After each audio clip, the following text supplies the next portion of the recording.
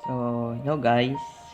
And pa dati tayo ulit chapter jabagi kat di Book of Joshua chapter 3.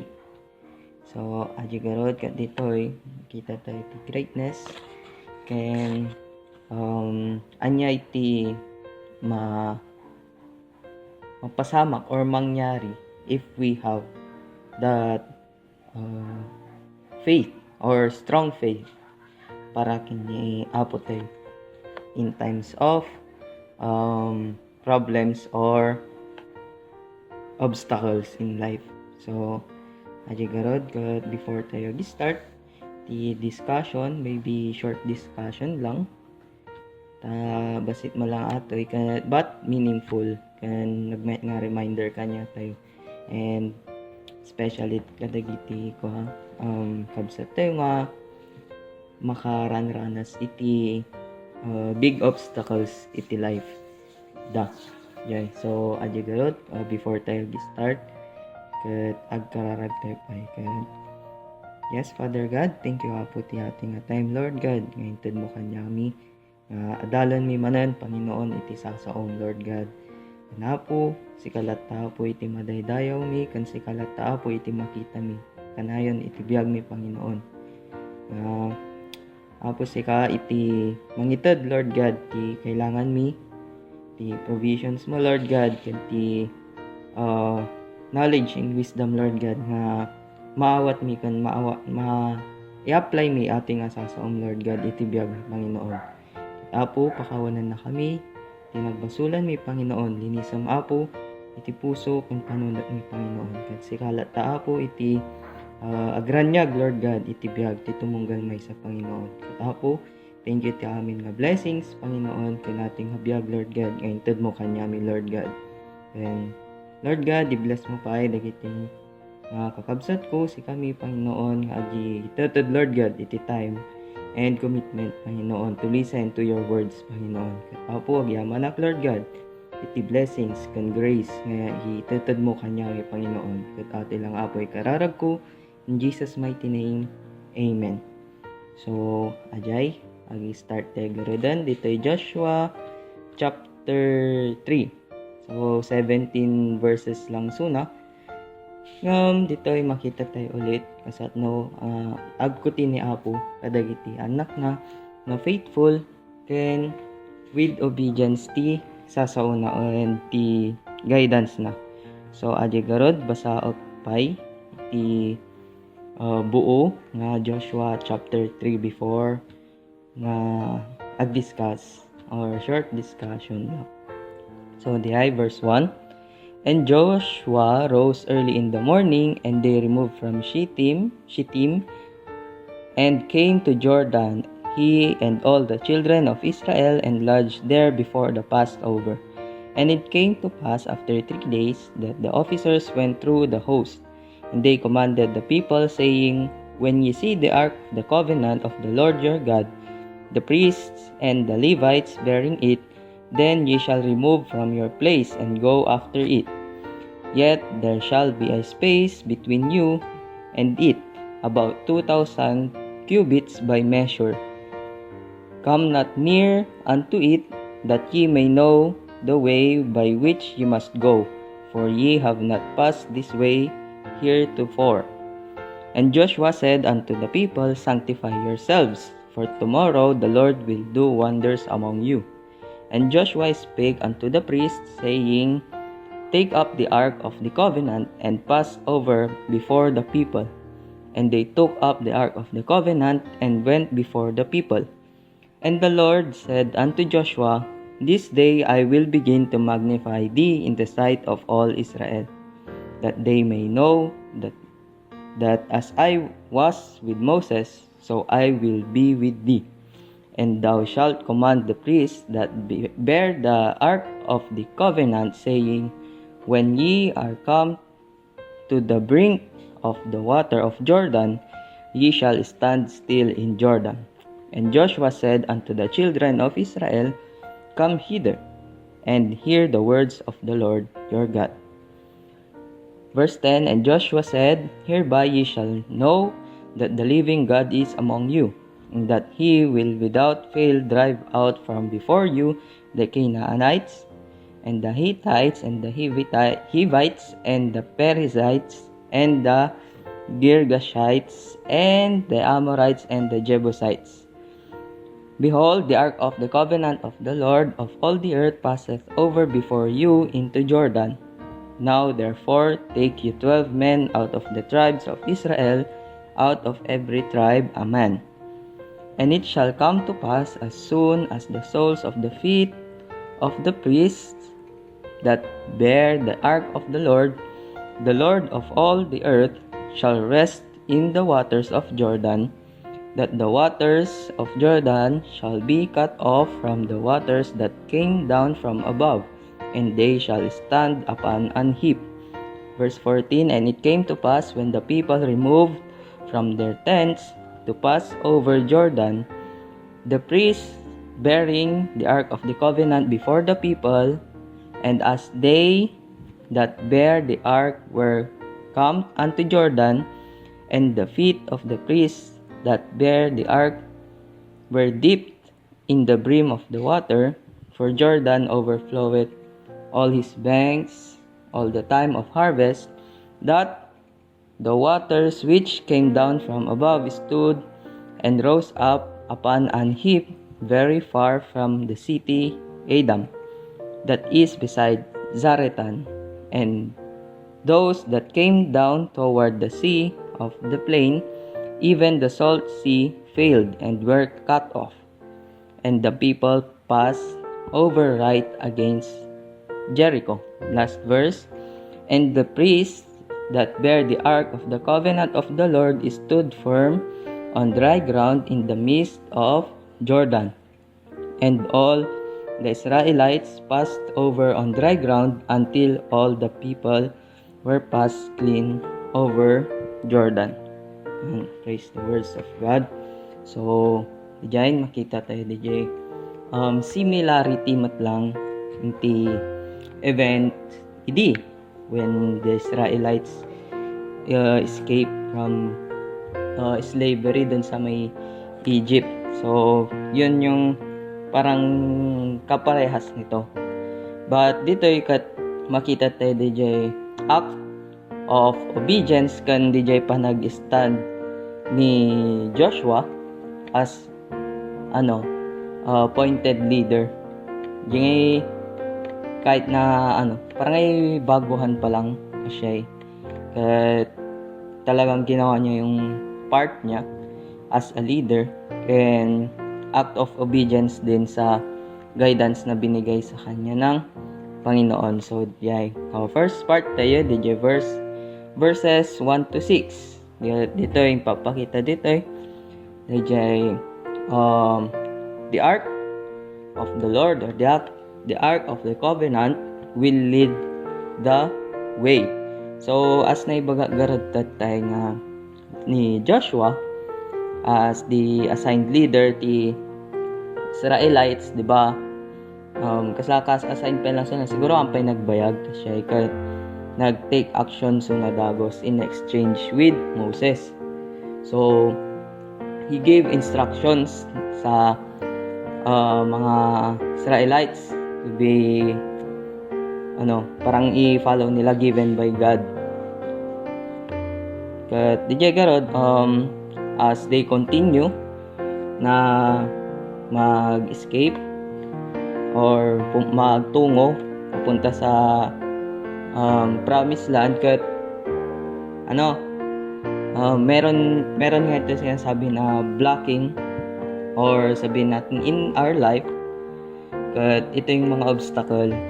Kat dito I would like lang na i-remind yung bawat isa na in every aspect of our lives, kat meron yung mga blockage, obstacles na ganyan na dadating in order for us na makita kung saan tayo nagre-rely, kung saan natin unang gagawan ng action. So, sa sarili ba natin o through ourselves ba yung paglin natin or toward another. So yun. Dito yung blockage sa kanilang journey is yung Jordan River, which is parang yun lang yung way na makatuloy sila sa journey nila. So dito yung nangyari is ininstructan ni God si Joshua about dun sa Ark of the Covenant. And sabi niya dito na, 'di ba, sabi niya at ipunta niya sa harap tapos may space in between. So, 'yun, doon maipapakita na yung the Ark of the Lord will lead the way. So, yung purpose kung bakit may space between dun sa may ark, which is hawak ng mga priest, tapos space na about ano yung sabi na kanina sa yun, may space sa kanila na mahaba, malayo-layo. Yung may na purpose na people or yung mga Israelites is dapat lang na mag-focus sa Panginoon. Parang makita mo kasi yung parang ganun. Imagine mo kat may space malayo, tapos ang nasa harap mo lang, di ba, parang siyempre malayo yun, parang liliit yung view nga. Yun, parang yun yung mapapansin mo doon. Kahit maliit siya, parang attractive kasi mayroong something na nandoon. So pinapakita doon na in every obstacle sa life natin, kat we should only focus to God. Kumbaga sa isipin natin yung pag may sa buhay natin, pag may dumating na problem is yung mas hindi naman sa but mas nauuna nating napapansin na ang laki ng problema. But yung totoo nun is God is greater than the problem. Ang lang dun is yung perspective and point of view kung paano natin titignan yung isang problema towards to God, which is yun nga, kailangan na natin mag-focus sa Panginoon and siya yung mag-lead ng way natin, though hindi natin alam anong mangyayari, but leaning to Him and trusting Him will lead us to victory. So dito bago sila nagtuloy, na sinabi din ni Joshua sa mga Israelites na sabi niya, sanctify yourselves. Sabi niya doon. Kat DJ, we all know naman sanctification, yung parang declarance or being declared sa sarili natin na parang may declare of something or being freed from sins, or which is parang washing. Yun, we need to wash ourselves, enable for us to be clean. Dito papasok din yung true essence of repentance, na we should parang go away. Paano ba? Iwan natin yung kung yung itinanggal natin sa old nature natin. Yun. Napapiyok na. Excuse lang. So, yun. After being sanctified, dito, unti-unti, magiging ready yung bawat isa na to do His will, His ministry, towards dito sa ating Christian life. And for this reason nga, doon magsisimula yung grace and mercy na darating sa atin and all of the blessings. So ganun din sa ito sa buhay natin na first we need to be sanctified or be cleansed, diba? Kasi parang makita naman natin before, yung comparison of the old nature and new nature natin. Kat, di ba, parang yung noon, kat, wala lang, bubuhay ka lang na parang wala kang, yung inisip mo, kat, happy-go-lucky, ganon. But, this time, after, ma-save tayo, kat, there's something na parang we need to do every day. So, yun, mas doon mag-i-start lahat yung ano ba tawag doon? Desire towards doing God's will and His ministry. Kaya dito ay matlang magsisimulang dumating yung mga blessings na hindi natin inaasahan if we prayed to and unto His will. Yun.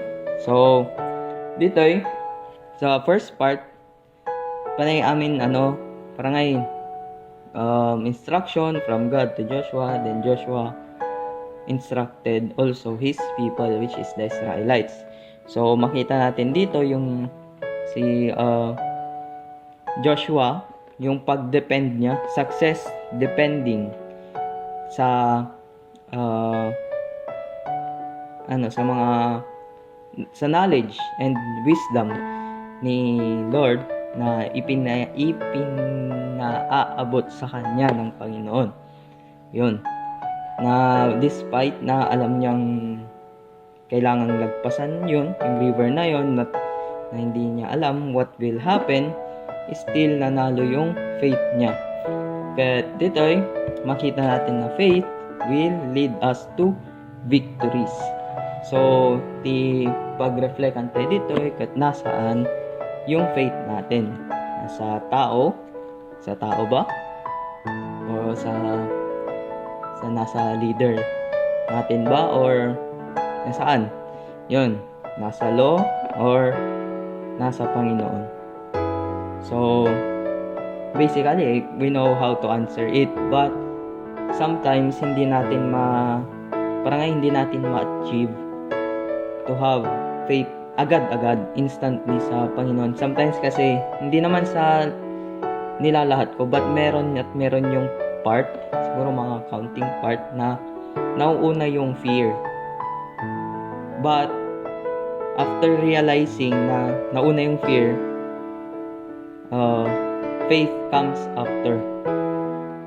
Kumbaga, because of that fear, parang may nagkakaroon din siya ng purpose na makikita mo yung dapat at that time faith ang gumana, because faith will lead us to victory, na sabi ko nga kanina.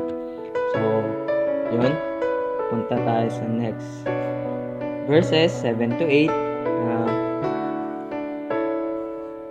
Our God give us the strength and courage na kailangan natin in times of battle. So, yun nga, God made Joshua a leader. But being a leader, di ba, alam natin hindi naman madali. There will be ups and downs. Meron yung time na mapapagod ka. Meron yung time na kayang-kaya mo. Meron yung time na parang sakto lang. Kasi but dito kasi, meron yung iba na people of Israel na parang hindi pa totally sumusunod sa leadership ni Joshua. But at dun sa part na yon, si Joshua parang being a leader, knowing that meron siyang mga tao na parang ayaw sumunod sa kanya. But the Lord give the encouragement na siya lang yung susundan nitong mga Israelites na to throughout the journey. Tapos pinakita niya yun through giving yung specific and mas detailed na instruction on what to do para ma-cross nila yung Jordan River. And dito rin, God made it clear na people should follow Him.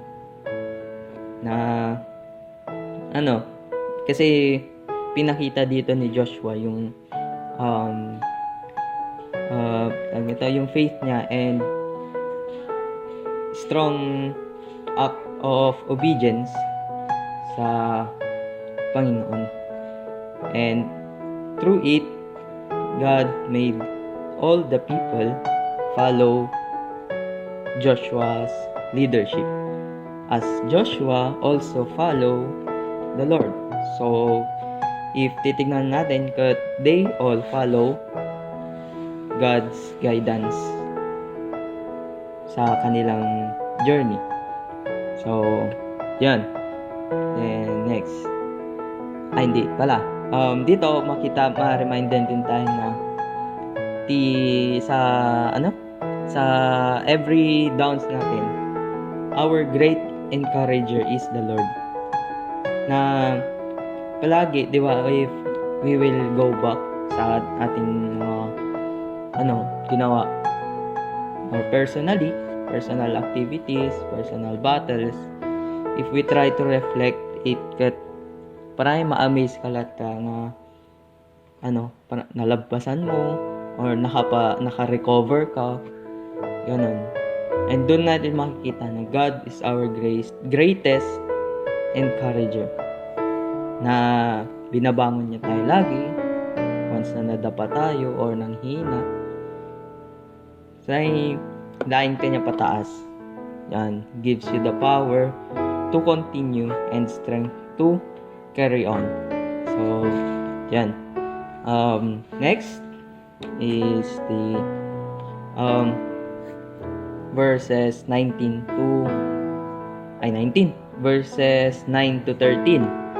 Dito yung another part na after the encouragement of God to Joshua, he stood up again as a leader sa mga Israelites. Parang ay pinatunayan niya pa. So yun, he instructed and encouraged also yung mga kasama niya as na pinalakas siya ng Panginoon.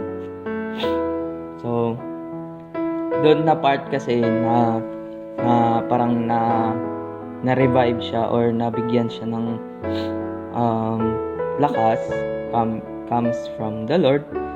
At doon niya din nakita na God will move and connect everything of our life events. Kahit yun, sa atin ba, minsan sinasabi natin parang walang nangyayari siya, or stagnant siya. Still, yung stagnant part na yun is may purpose and may connection sa mga mangyayari pa in future. Ganun. And dito din na part, parang he empowers and built yung faith ng mga kasama niya. Tapos dito kasi mapag-uusapan niya strong faith. Mas makita naman natin kay Joshua at sa passage na to. Lahat is because of his faith. He believed also na the ark will lead the way, and yung mga Israelites na nag-struggle sa faith nila, at parang mahihila niya din, parang ganun, na magkaroon ng strong faith towards God. And itong obstacle na to, which is yung crossing Jordan River, is pinapakita dito sa sa obstacle na to, yung spiritual battle of faith to be won by the Israelites. So sa atin, sa life natin is every time naman, kumbaga halos everyday, or kung hindi everyday, mas marami yung times na nagkakaroon tayo ng spiritual battle of faith to be won. And when that time comes, how do we act? Yun. How do we portray na yung faith natin ang gumagana? Kasi having much faith, all problems will be won. Kayang-kaya lahat. Parang nga sabi ko kanina, yung space in between dun sa point of view na yun, instead na yung tinitignan natin yung gaano kalaking problem behind that behind that maliit na point, why not na yung maliit na yun is dun lang tayo mag-focus and make it big. Parang yung dot sa clean paper is, di ba, kapansin-pansin. Parang ganun. Parang nababaliwala natin yung clean part sa likod. But nagfo-focus tayo dun sa maliit na dot. Why not na parang ganun naman tayo? Na tignan yung glory and power of our God. And itong mga problems na to is also an opportunity, or sabihin pa natin beautiful opportunity to see God's work and glory. Kung baga gawin natin yung problem na yun na way to see how God work to our lives. And yun yung magiging reason natin why we have much faith to Him. Na hindi niya tayo papabayaan, hindi niya tayo gagawing talunan, because He won and He is our victory. So yun. And ito, for the last part is